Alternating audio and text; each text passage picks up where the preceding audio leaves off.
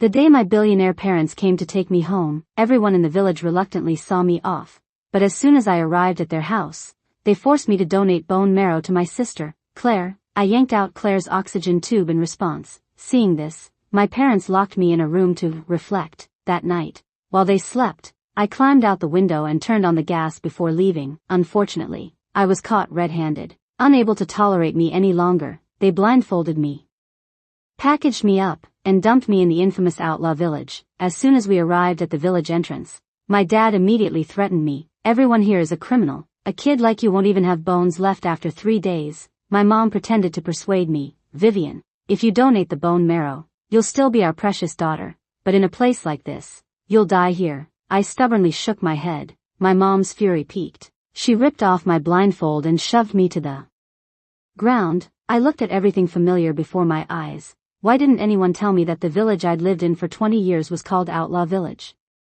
I looked up at Uncle Sam, the village chief not far away, my eyes lighting up. I wanted to speak but couldn't make a sound. I only felt my cheeks burning with pain. My mom leaned against the car door with a satisfied smile. A new product from the company. It'll keep you quiet for a while. My dad added his threats from the side. Behave yourself sooner rather than later, or you'll regret it. I curled my lip in a cold smile.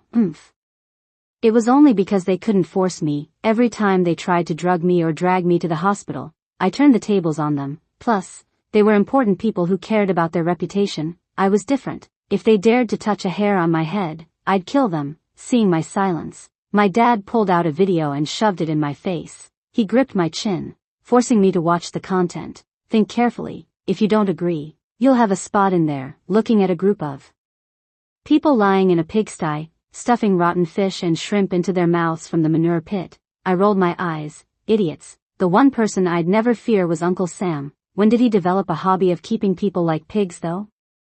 Uncle Sam dealt with human traffickers like these every year. At first, I thought I'd been abducted by them too. Day and night, I prayed for God to tell my biological parents to come take me home. But gradually, I realized the uncles and aunts in the village were all very kind to me. Slowly, I let go of that hope. But when news came from my biological parents, my heart couldn't help but skip a beat. Mom and Dad should be different from the uncles and aunts, right? So I caught the earliest train before dawn to meet them. But now it seemed these parents were better off dead. I pressed my lips together,